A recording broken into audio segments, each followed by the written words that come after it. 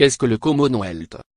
Les 53 pays membres de cette organisation intergouvernementale, rassemblés formellement en 1949, n'ont aucune obligation les uns envers les autres, mais ils adhèrent tous à la charte du Commonwealth, qui énonce une série de valeurs fondatrices telles que la démocratie, les droits humains, la non-discrimination, la liberté d'expression, la séparation des pouvoirs, etc. La charte reconnaît noir sur blanc les spécificités des petits États et des États vulnérables qu'il convient d'aider, d'assister dans leur développement et de soutenir en cas de danger. Cette carte représente la majeure partie des pays du Commonwealth. Certaines nations insulaires sont trop petites pour être représentées. Avec près de 2,4 milliards d'habitants, le Commonwealth compose le tiers de l'humanité.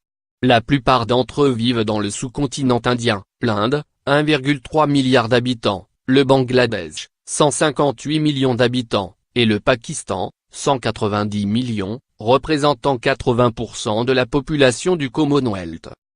L'Afrique, avec 19 membres, forme le plus gros contingent de pays mais se trouve en deuxième position s'agissant de la population. Les 17 républiques et de monarchies émargent à 501 millions d'habitants.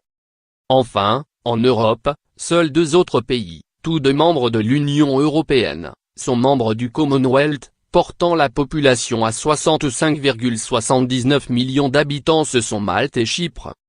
Les critères pour rejoindre le Commonwealth sont clairement établis, il faut.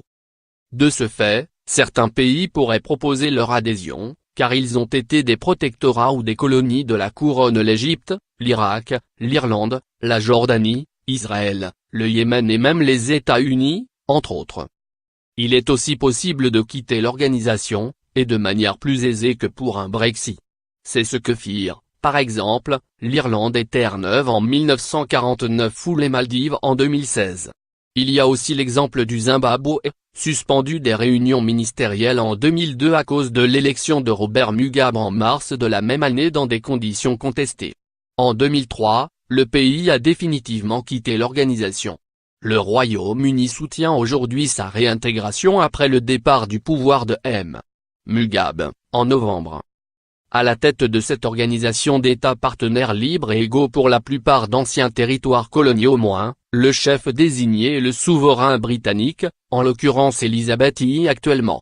Elle est par ailleurs chef d'État de 17 monarchies parlementaires, à commencer par le Royaume-Uni, bien sûr, mais aussi le Canada, l'Australie, la Nouvelle-Zélande et des petites nations comme les monarchies insulaires de Sainte-Lucie, la Jamaïque, Grenade, les Bahamas, etc. Cela ne lui donne aucun pouvoir effectif. 4 pays membres sont des monarchies dont le souverain est local Brunei, le Lesotho, la Malaisie et le Swaziland. Enfin, 32 sont des républiques, pour la plupart situées sur le continent africain à elles seules. Ces républiques africaines représentent 500 millions de personnes.